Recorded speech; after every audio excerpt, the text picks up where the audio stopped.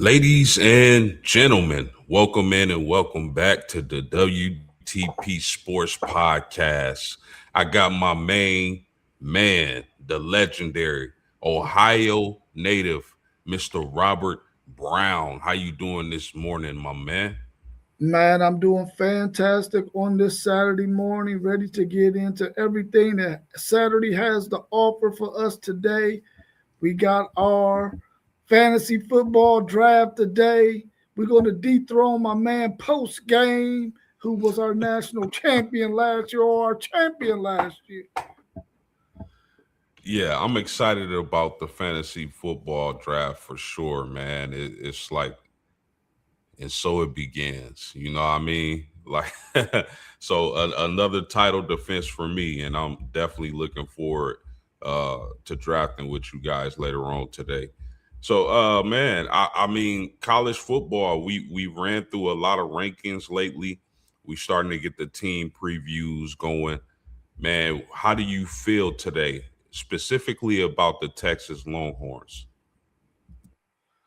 I mean, I still feel really, really strong about the Texas Longhorns and what I think they're going to be this season. For everyone, you want your team to go through fall ball without any significant injuries.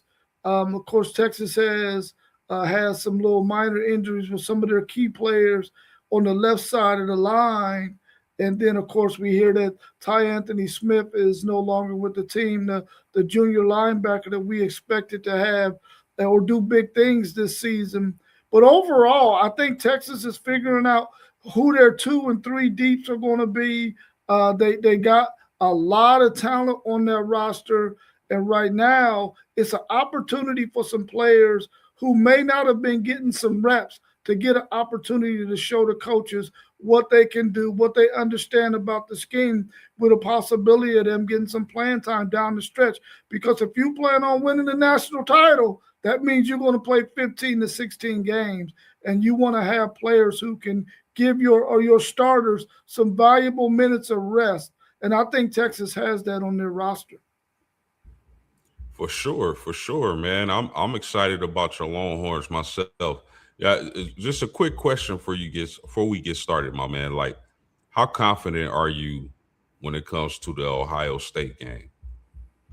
I'm ultra confident because the thing that you know about the history of Steve Sarkisian is whenever he has a quarterback that has been in his system for a second year and they play in that game, like you seen a couple of years ago against Alabama, they fare really, really well in those games. And I think Arch Manning being his second year in the system at home at that, I think they're going to be play really, really well. I think Ohio State is still going to be trying to figure out some things defensively with all the talent that they lost on that defensive side of the ball. And I think they still have question marks on that offensive line. And they're going to be going against one of the better defensive lines in the country. I'm ultra confident that Texas can win that game. It will be a really, really good game, but I feel like Texas is at least a 3-point winner in that thing on September the 12th.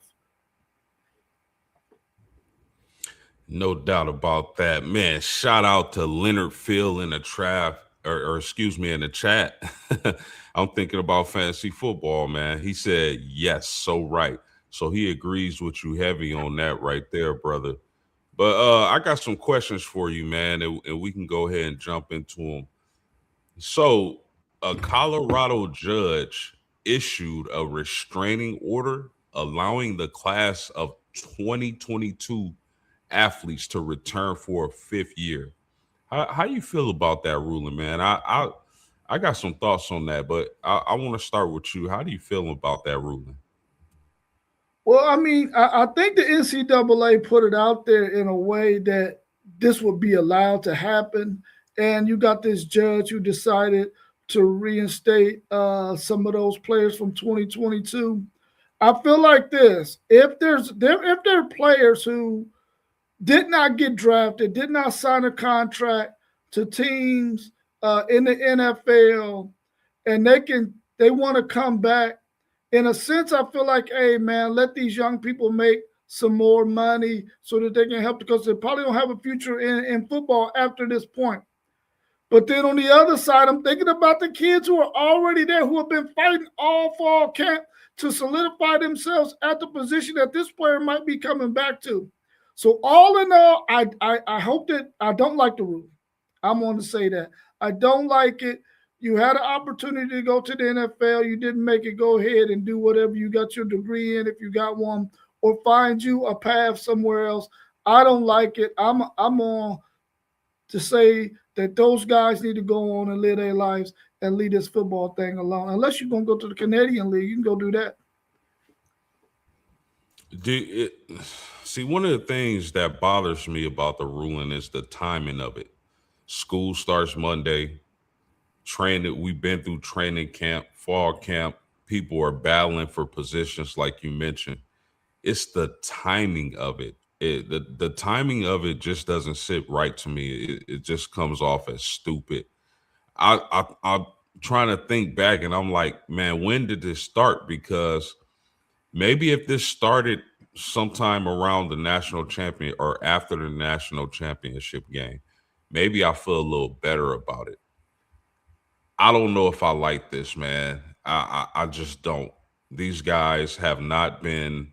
Some of them are in NFL training camps and are trying to come back to college football. Some of them have been doing whatever the case may be. The timing of the decision is what bothers me the most. I just don't see, it's not a good situation for a lot of these kids, a lot of these athletes who have gotten to whatever they've gotten into, whether it be the NFL, whether it be having a job, and you just can come back to school, hop in the transfer portal. So I don't, the timing of it, if I gotta say, bothers me the most. How about you? Yeah, I mean, I like the timing that you just mentioned. I'm going to give another time and let me know what you think about this, because I really do believe that the timing that they did this, it was horrible for sure.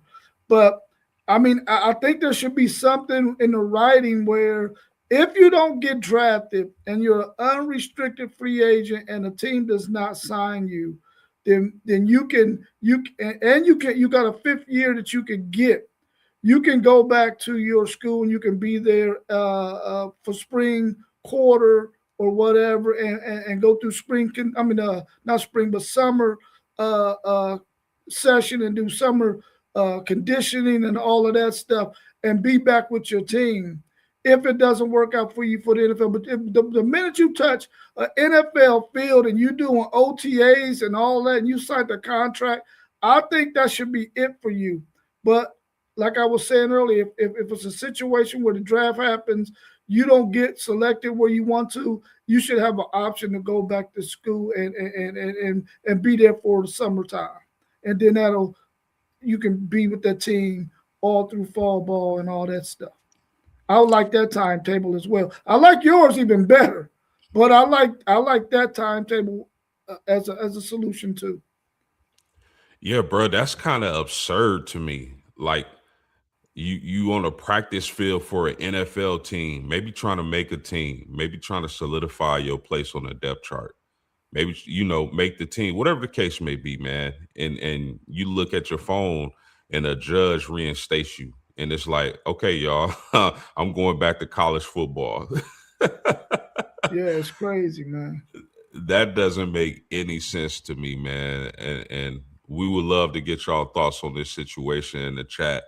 If you're in the chat, let us know what you thought about this. But one particular player I want to talk about is Tommy Castellanos, former Florida State quarterback, former Boston College quarterback.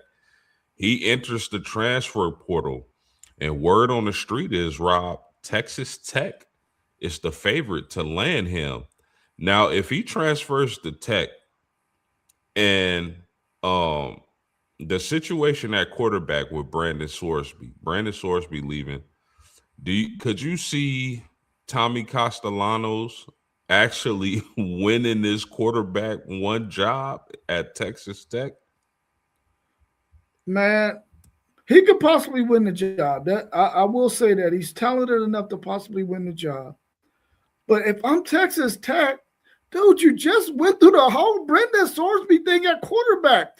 Why would you invite another situation at quarterback in a room that already got two guys who are battling for that starting position? Then you're gonna bring in a third guy, and we all know Tommy Castellano was doing that probably because he still loves to play football, but ultimately it's about getting another check, man. Being able to go to a university that we know got some serious dollars and cents that are going to give you another bag of money, man. And I really feel like Texas Tech should not even be entertaining this, but it sounds like they are. I don't think he's going to win the position because I think the reality is the quarterbacks that they have already on that roster, already been in that system, are more suited to go ahead and start this season than Tommy Castellano is. He had some bright spots last year, but ultimately he wasn't what Florida State needed. They probably should have went in a different direction. It got a younger player some more playing time because they weren't playing well at all last year.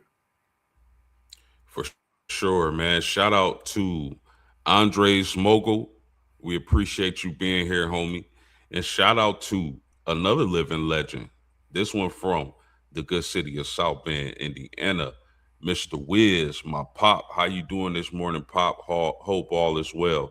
Yeah, Rob, can he beat out Will Hammond? Is the question for me.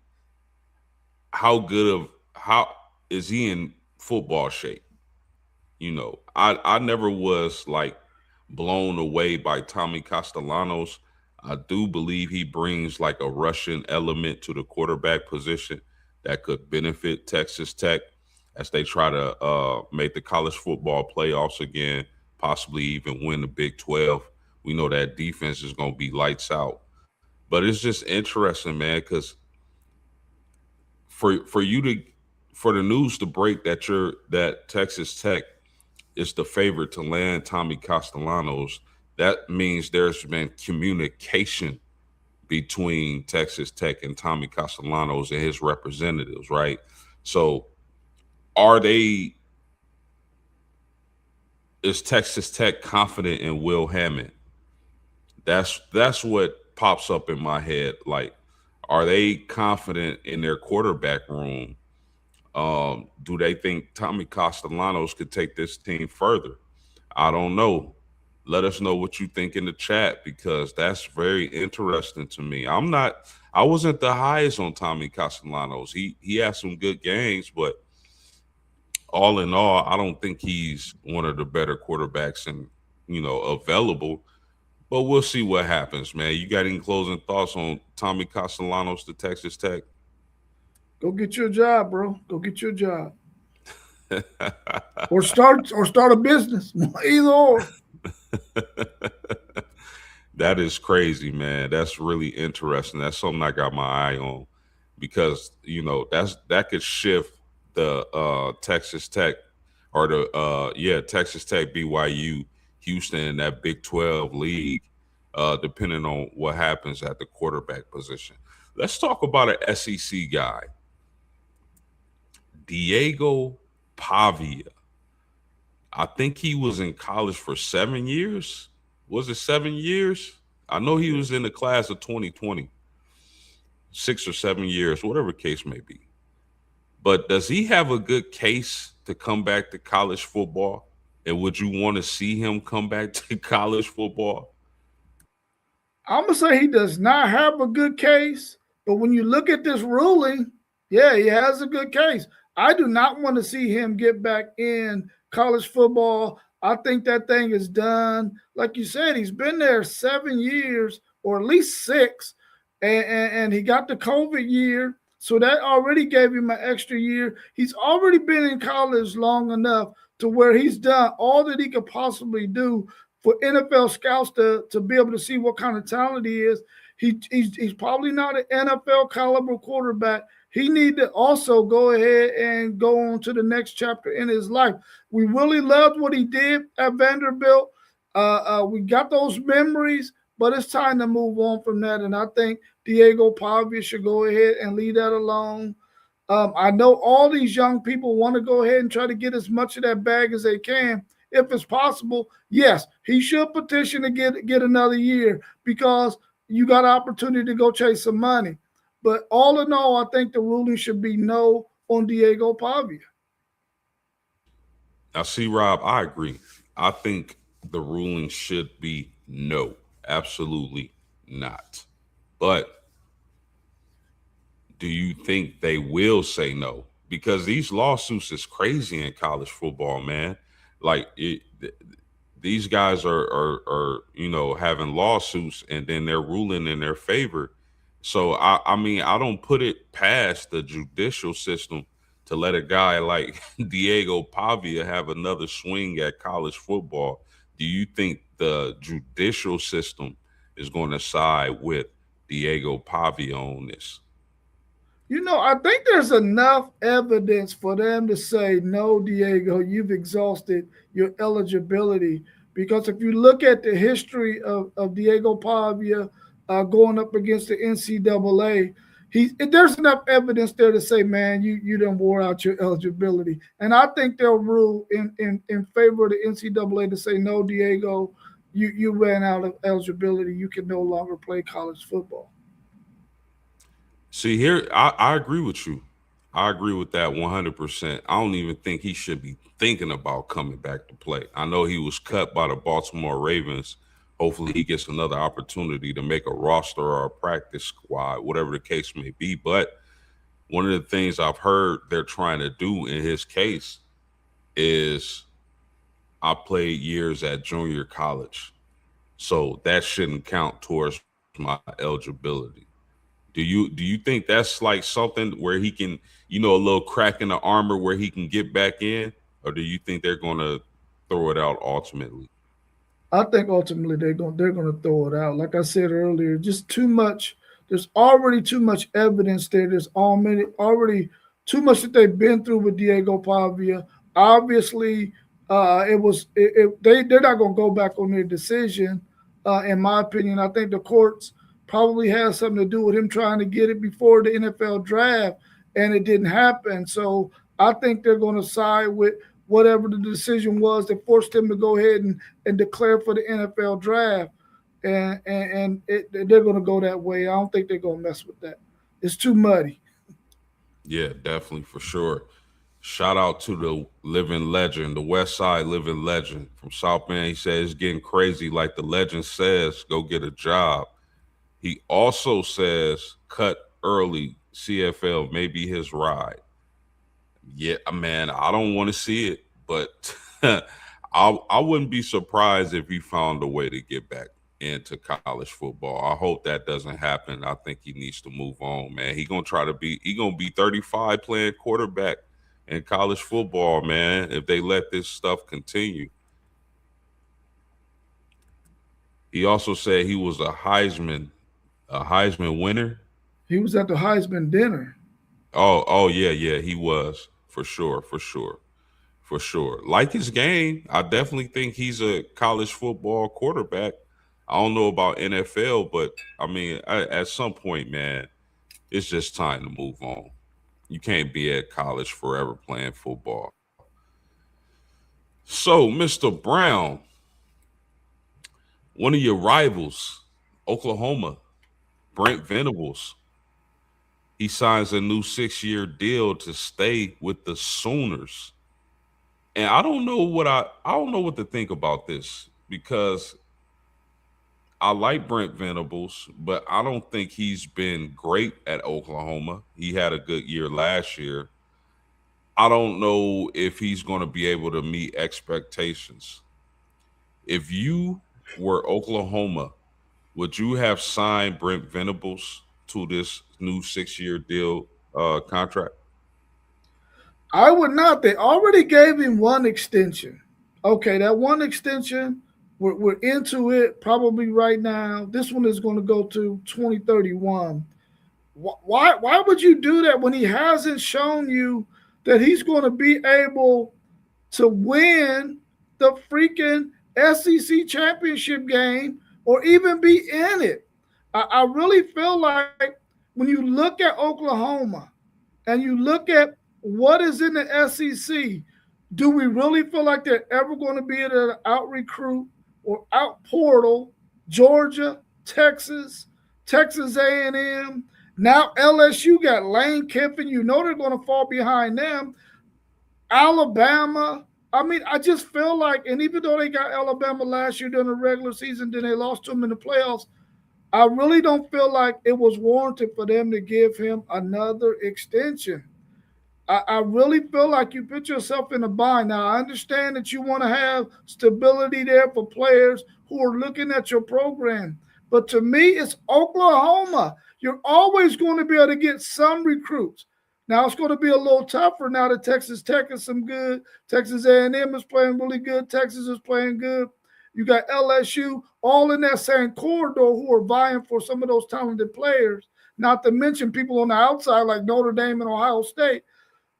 But I just feel like he's not going to be able to compete with those other coaches and what they're doing. So why give him an extension? And the reality is, there's other coaches out there that are up and coming that if he doesn't do the job, that are going to be good candidates for Oklahoma to get, who could possibly do an even better job than Venables does. His defenses have been unbelievable, but he hasn't been able to marriage that offense with his defense, which has been his Achilles heel. Now, of course, the year he had Dylan Gabriel, they beat Texas in that game, and they were okay.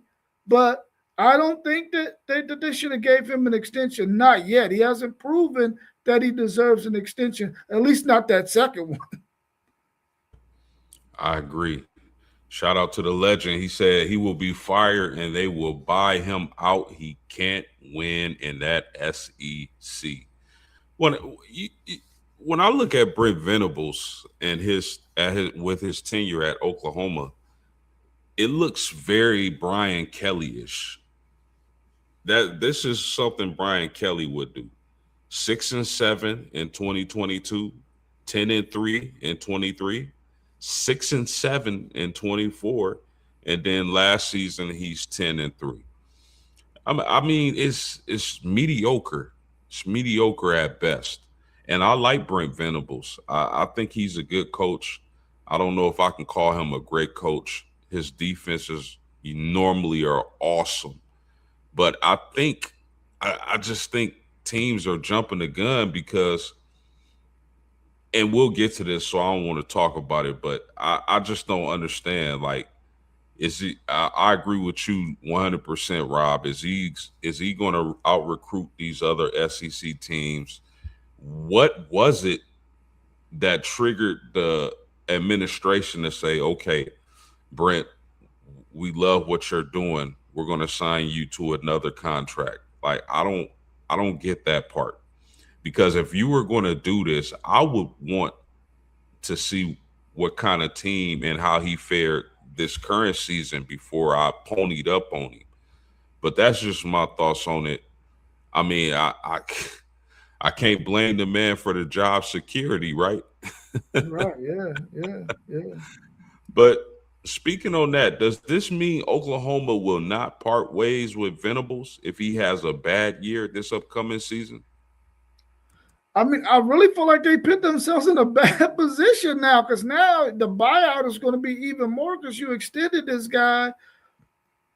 I don't think that they will fire him after this year, because I think they got all their marbles in the bag on this one. But I think after this year, though, the closer they get to 2031, the more likely it is that he'll get fired if he doesn't perform well. But I think they want to get as close as possible to 2031. So I don't see him getting fired after this year. If they have a bad season, I don't see it. What if they start 2-5? There will be a whole lot of murmuring for his head. Like I said, they just put themselves in a bad position. And you talked about timing earlier, and this is the worst timing that you was talking about. That was some horrible timing. It's 2-5. Listen, 2-5, and you lose to Texas again? Maybe so. Maybe so. Yeah, that Red River is crazy. Man, shout out to the legend in the chat. He said Kelly was way better. Kelly got us there. I mean, yeah, if you look at it like that, Kelly did get us to the national championship game. My question to you on that, Pop, is should we have been in that game? I don't know. I'm not sure we should have made it to that national champion. We made it, and I'm happy, but we had no business on the field against Alabama that year. So, um, speaking of coaches, Mr. Brown, can you see any head coaches a la a James Franklin or Brian Kelly being fired early to mid-season this upcoming year? Yeah, two names come to my mind right off the bat. Norvell at Florida State. I think that if he starts off, like you said about Oklahoma, 2-5, I think even before it gets to 2-5, he's going to be out of there. And then when you look at South Carolina's coach, Beamer, Shane Beamer, I think he's another one. I think the South Carolina faithful are in a position where they're like, listen, it's too many really, really good young coaches up and coming that we could go and pluck from Arizona State or another school and not keep going through this thing and at least give him an opportunity to try to build this thing in the SEC. Because, like I mentioned earlier, the SEC has become one of those conferences now where it's not just Alabama, not just LSU and Georgia.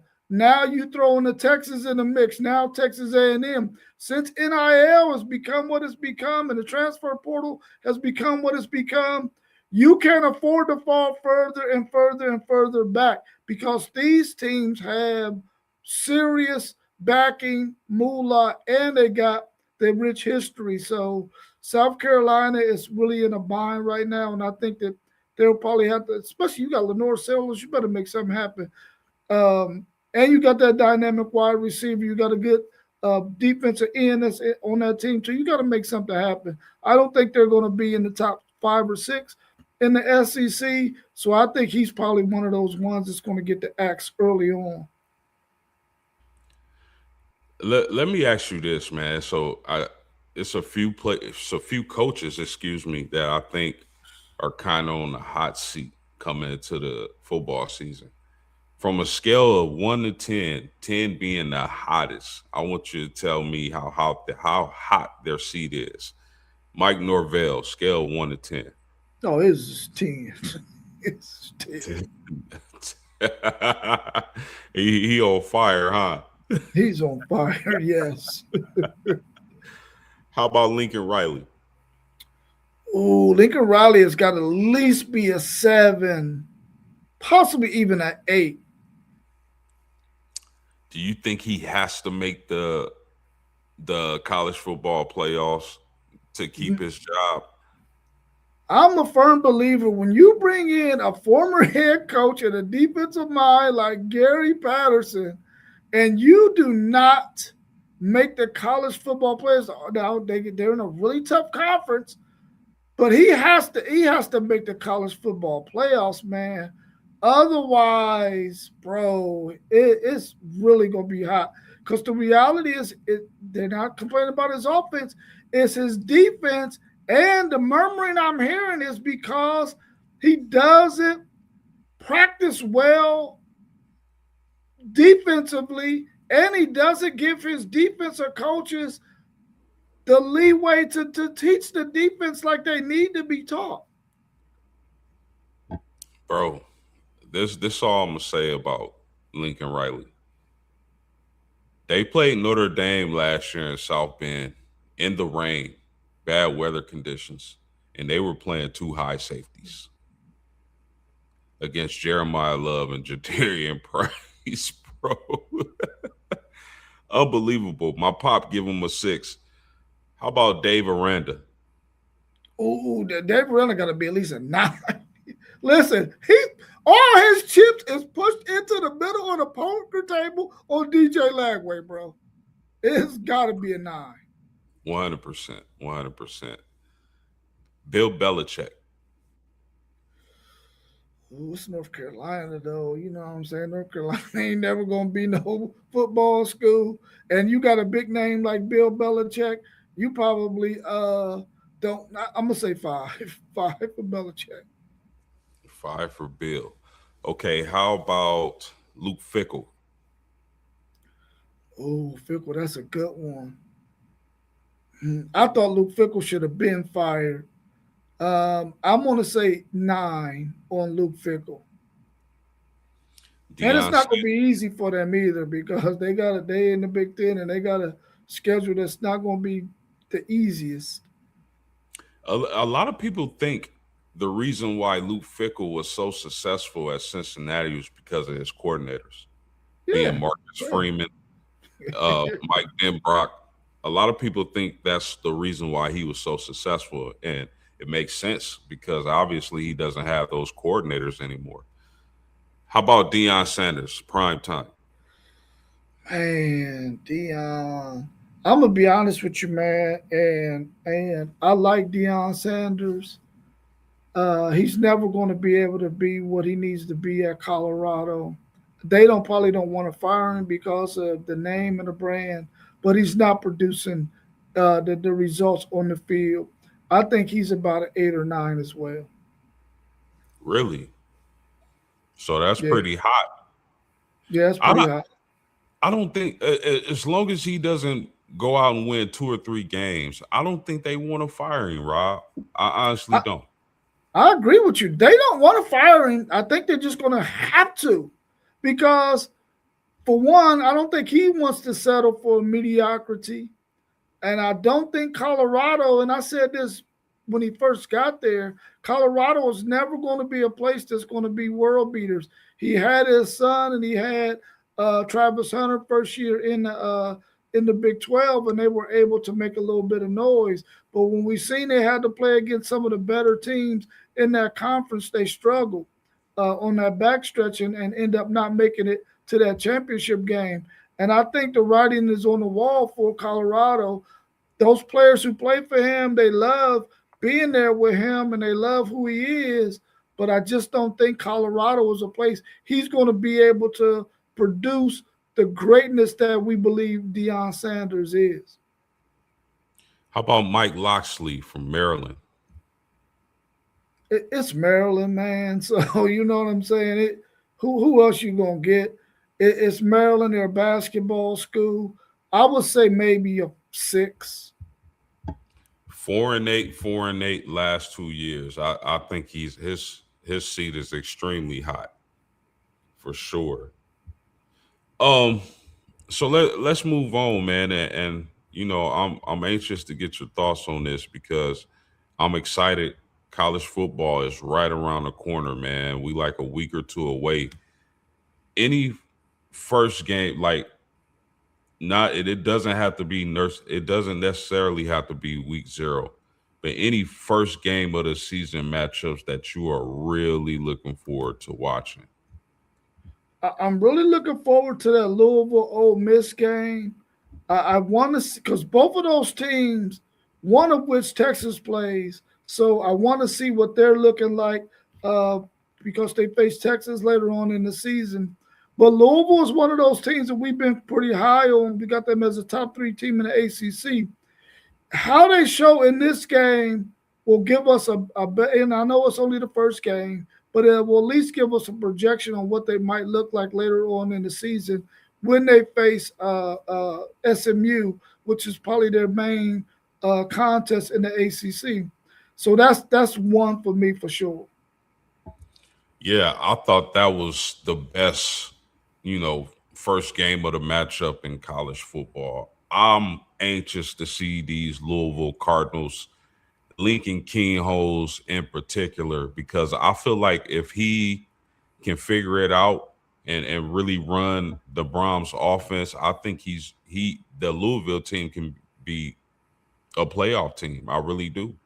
You look at the weapons they've accumulated, the coaching staff that they have, those edge rushers coming off the edge. They even got a really good cornerback. I think Louisville can be the sneaky team this year that sneaks into the college football playoffs. But that first game, against Mississippi is going to tell us everything we need to know, because that is not an ideal starting game of the season for a team like Louisville. And they can either surprise everybody and get the W, or they can be blown away, because Trinidad Chandler is no joke himself.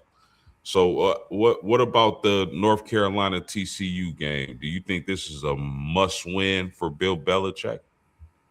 I think it's a winnable game for him, especially to get a TCU team early in the season who was really trying to find out where they are after losing Josh Hoover. I think it is. I think it's a game that can really set the tone for North Carolina season if they can beat a Power Four team from the conference across the way from them in the Big 12. We all feel like those are the bottom two conferences when we look at the Power Four. That's a win that Bill Belichick has to have his guys go out there, play hard, have a good showing with a possibility of winning it. How about Colorado, Georgia Tech? This is an opportunity for Deion Sanders, who we spoke about a little bit earlier, to let the world know: are you turning the page on Travis Hunter and Shador Sanders and yielding a team that's going to be able to compete in your conference? And I think this is a good matchup for them. We know Georgia Tech isn't the Georgia Tech from last year, but they still got some very key pieces, man.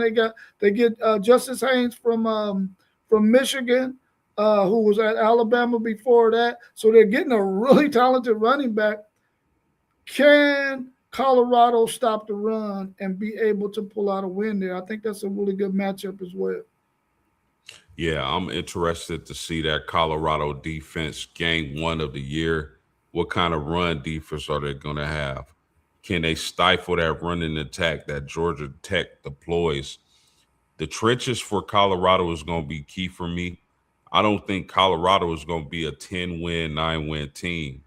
I don't think they are. I just don't.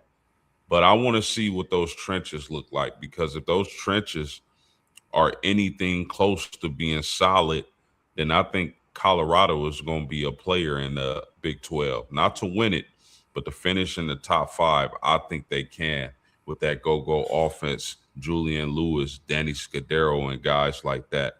So that first game against Georgia Tech, I'm excited for that, and that's going to tell us a lot, and I can't wait for it. Any other games you anxious to see from week one? I don't, Well, I don't think week one, like last year, week one was a little more exciting to me because you had your Longhorns and Ohio State. I don't think we have any big games like that this year.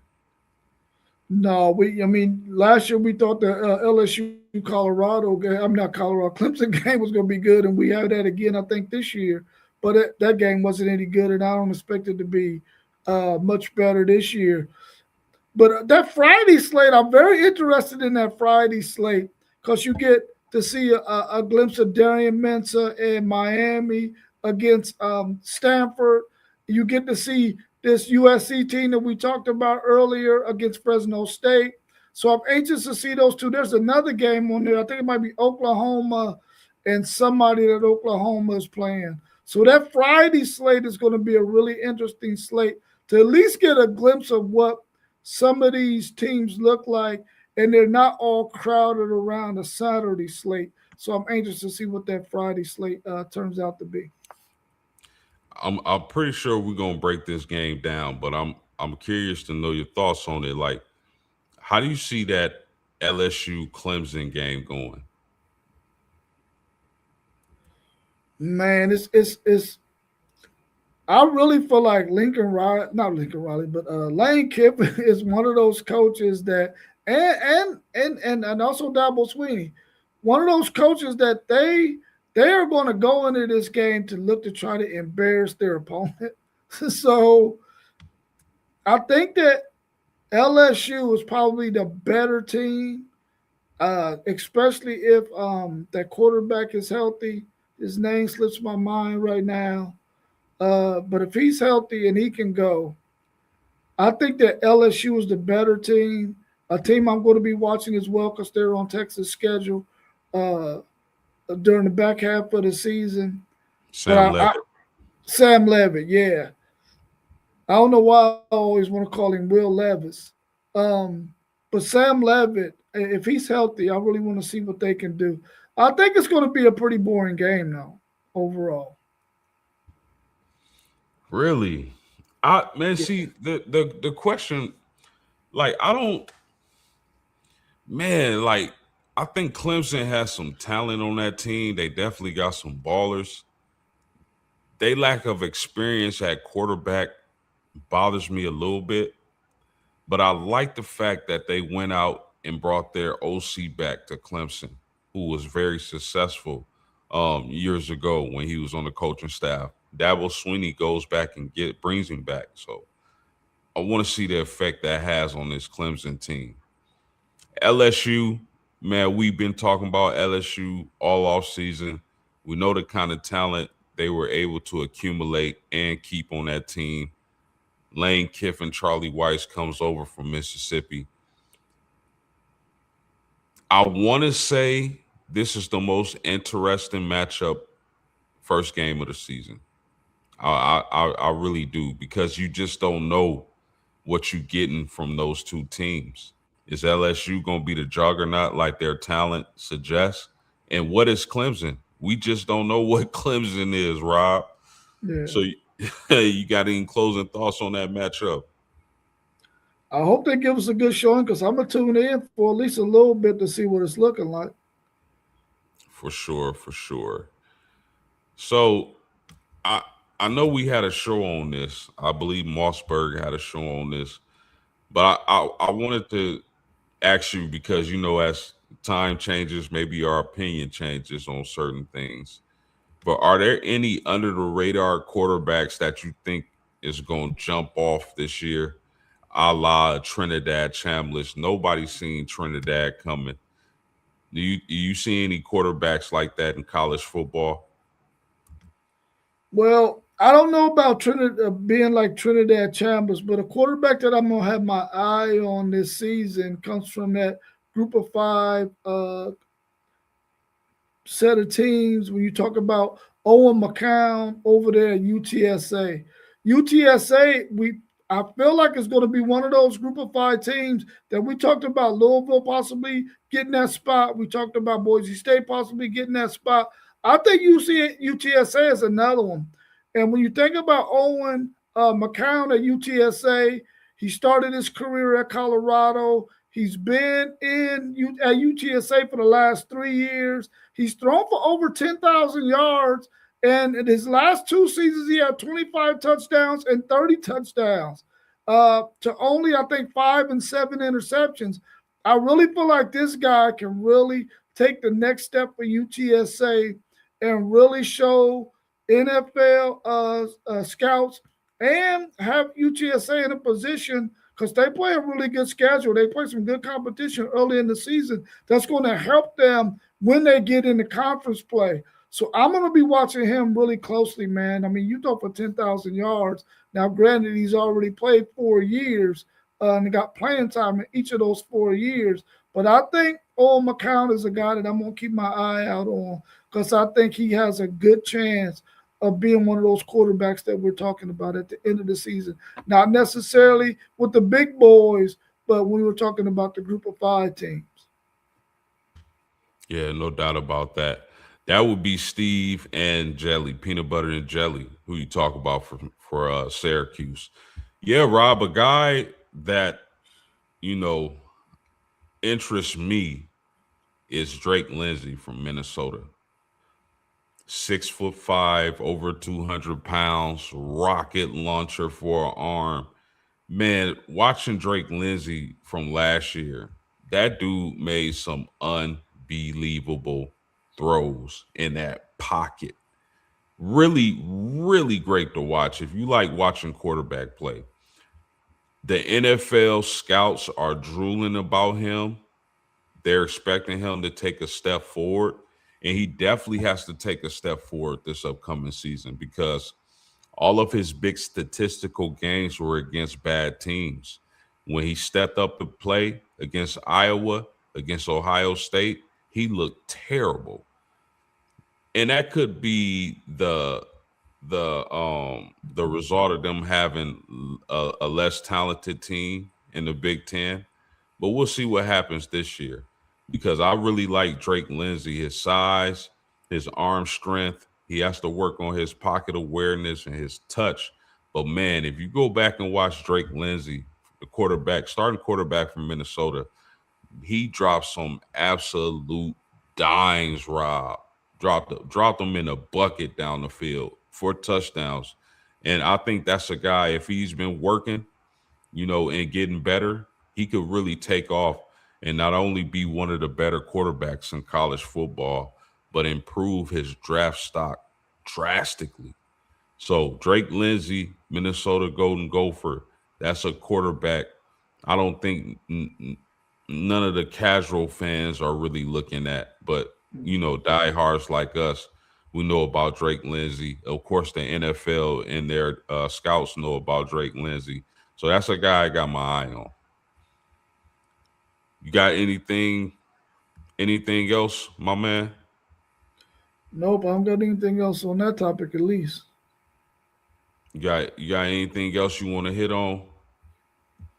I wanted to ask you about, we look at all of these things that's happening in college football in terms of, the timing.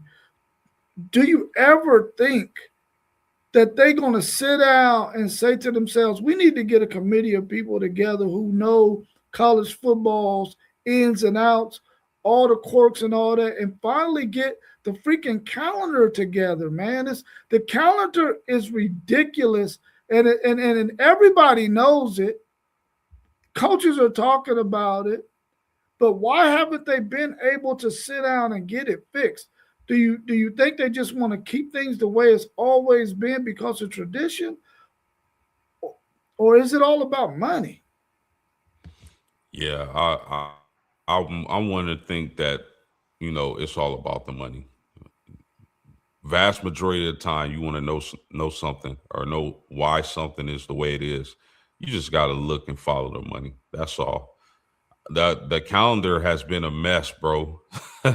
And I know I've heard you talking about the calendar for years, and that's definitely something that frustrates me as a college football fan. Like it seems like such an easy fix. Why is this so difficult?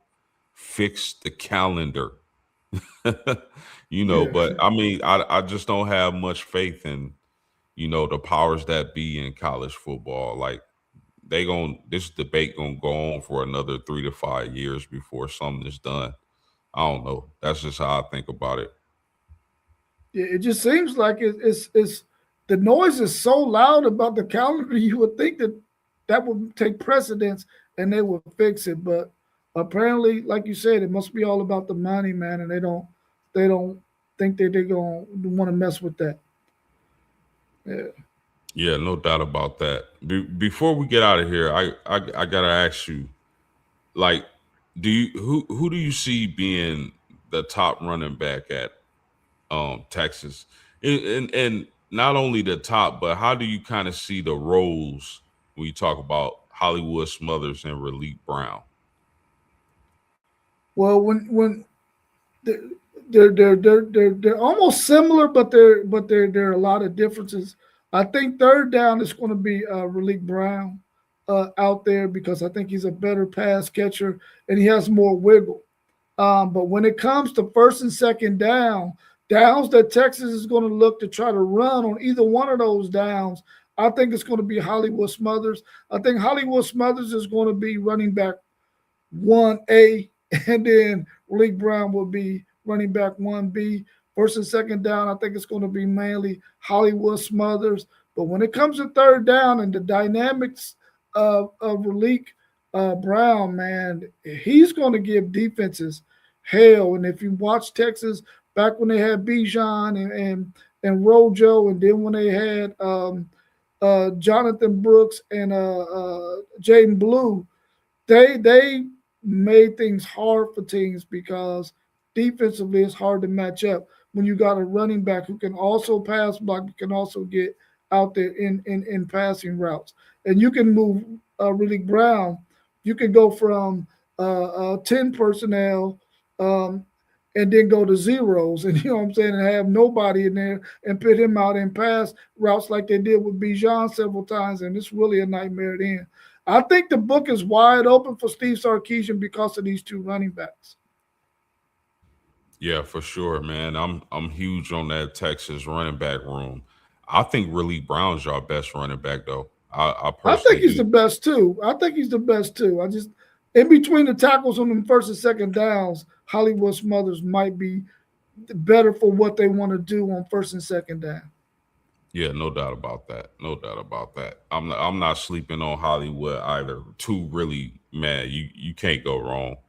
Yeah. Definitely. But I mean, and I don't want to get in too deep into your Longhorns, but I just got questions, man, because it's an interesting team, and I know your team preview is coming up. But let me ask you this final question before we get out of here. What kind of statistical season and season in general do you expect from Arch Manning? What the phenomenal thing about this is they have his stat line as when it comes to betting 3,100 passing yards, 25 and a half TDs. And I feel like the 3,100 passing yards regular season is probably very doable. The 25 touchdowns, on the other hand, is a little bit hard to predict. But I think for sure he's going to throw for over 3,100 yards. The thing that concerns me about having 25 plus TDs, and I think in another show I said he would have at least 27 to 30 TDs, and I still think he will have that, but not throwing wise. Passing, because you mentioned those two running backs, I think Texas is in a position with those two running backs to run the ball more in the red zone than they have been in the past. So I think he's going to go for at least 3,100 yards, and I think he's going to pass for at least 24 touchdowns and probably run for another 4 or 5. Um, the thing that I think he's going to really improve on is early on in the season, he won't have those interceptions, even though he did throw two in their scrimmage last week. I think he's just facing some really, really talented guys out there. And we got to remember, he's coming off of that foot injury where he didn't have any spring practice. So he's been trying to catch up with his wide receivers during the off time to try to get for them to jail. But I think he'll have at least 24 passing TDs and at least another 4 or 5 rushing TDs. He'll probably pass for about 68% completion percentage, and he'll probably have somewhere around 300 yards rushing.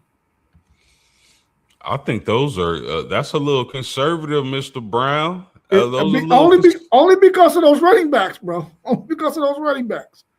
So you don't believe Arch Manning will be a Heisman candidate? He's going to be a Heisman candidate because of the fact that Texas will probably be winning a lot of games and the fact that he's Arch Manning. You know, we seen a Heisman Trophy winner last year had stats that were probably the worst quarterback stats we've ever seen in the history of the Heisman, and he won it.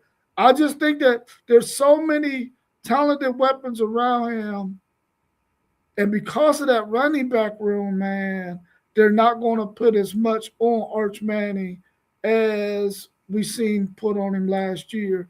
And he'll just be able to go out there and become a really efficient quarterback, which is probably better for him anyway than it's have to listen every week them talking about him being the front runner for the Heisman. Yeah, I see. I think the only thing I think is going to be higher than you're predicting is his passing touchdowns, and the reason why is because when you got a big body receiver like Coleman, and we talked about the running backs who defenses have to account for on every down, passing or running. I think that's going to open up a lot of opportunities to for those wide receivers, especially in the red zone. Yeah, that dude has unless he's going up against guys like Leonard Moore, Coleman is a matchup nightmare for just about everybody. And I know we talked about this probably months back, but if there's any receiver in the country who can challenge Jeremiah Smith outside of Tony from Miami for WR1 on the season, it's Cam Coleman. That dude's a freak of nature, and I'm excited to see him. You got Yeah, anything on that? I, No? I really like Cam Coleman too, and this is the thing, man, and I'm probably am thinking a little bit too conservative because when you think about Steve Sarkisian and what he really wants to do, he really wants to do what you've seen him do with Devontae Smith and them back when they won that national championship game, man. When they had the quarterback that sat on the bench for a long time and he finally got his chance to play. His name escapes me right now. But he wants that thing to be wide open. He wants it to be an offense that's 50-50 run and pass, but he really likes the deep ball, man. So if the running game is clicking, you might be right about that touchdown thing. I just hope that when they get to the red zone, they're able to run the football as opposed to having to look to pass it because the offensive line isn't opening up holes for and running lanes for the running backs. But I probably am being a little bit too conservative. I really like Cam Coleman. Ryan Wingo has been catching the ball really well. Emmett Mosley, I like that threesome. But then there's some guys behind them that we're going to be really impressed with. And normally Steve Sarkisian doesn't open up the wide receiver room in that circle of trust to a lot of guys, but I think there's at least six guys that we're going to get to see really play a lot of football if they stay healthy. Especially when you start about Sterling Bocarter is going to get some run. Jermaine Bishop is going to get some run. Dylan McCutcheon is going to get some run. And if Lockett can get healthy and stay healthy, him and McCutcheon, I think that those two can get an opportunity to get some touches as well. Yeah, man. Texas is, man, one of the more interesting teams in college football. I can't wait to see, what Steve Sarkisian has in store for the people and the fans in Austin. Shout out to Time, man. How you doing, brother? We appreciate you being on with us this morning. He said if things go right for Arch Manning, he should have one of the best seasons. I agree with that 100%. And you know what, Time, man? We about to get out of here, but if you ever want to cook, let me know, man, or let us know, man. We shoot you the link, man. We'd love to have you up here with us cooking because we know you have a lot of college football knowledge, a lot of football knowledge, period. So if you ever want to cook with the homies, man, let us know. And I don't have anything else, Mr. Brown. You got anything else before we get out of here? I don't have anything else. He said, "You sound real concerned. Are you a fan of the Texas Longhorns?" Because most people that sound conservative are fans. I mean, I'm yeah, I'm a huge Texas Longhorns fan for 50 years. You know what I mean? Since I was 7 years old, seeing Earl Campbell play back in the days. For me, I don't want to sound like some of my Ohio State buddies, man. I feel like my team is invincible, and I don't know if you're a Ohio State fan or not, but some of my Ohio State fans, man, they feel like their stuff don't stink, you know, and I Yeah. don't want to sound like that.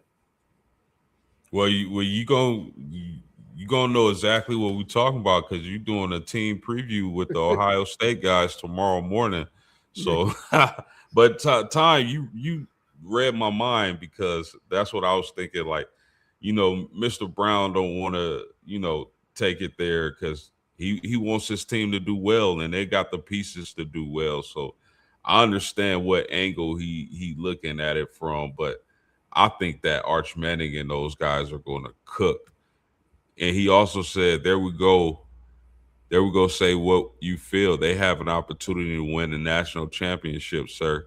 I seen her show play too. My favorite running back played at Georgia, Terrell Owens. Yeah, I mean, I'm a Notre Dame guy, but here's the thing for me, and this is where I kind of feel Rob at.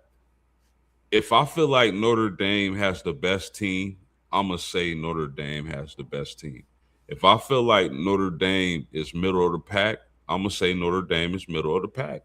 If I feel like Notre Dame sucks, I'm gonna say Notre Dame sucks.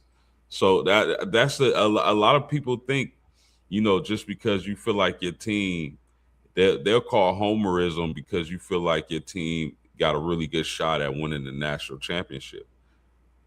That's not how I do it though. Like I really feel like Notre Dame has the best team in the country. I think right, and I don't want to speak. I don't want to speak for him. He doesn't. He doesn't. I don't know if you believe in jinxes, but sometimes I feel like you don't want to jinx your team. You know what I mean? So, but I'll let you. I do not want to jinx my team. I do not want to put nothing in the atmosphere that's going to keep my team from being the ultimate. Because if you look at the history of Texas, then they have a really tough schedule. Sometimes they play down the competition and they don't look so good. And they always have a game or two on their schedule, a la freaking Florida last year, where they don't play well, man. And I just don't want to jinx my team and get my hopes up too incredibly high, and then they don't do it. Now, when we had that 2005 team, you probably heard a different Mr. Brown back then because Vince Young was all that in a bag of chips. Arch Manning, really good quarterback, but I don't know if he's Vince Young. For sure, for sure. And Time said he was talking about Terrell Davis, man. Well, Yeah. I appreciate y'all this morning. I appreciate the chat. Shout out to the chat. One last thing, he said my he played when my pops told me you talked all the trash when you have a great team because the Lord has it already written.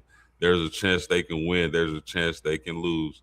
I 100% agree with that. But man, we appreciate the chat. We appreciate everybody tuning in, smashing that like button, subscribing.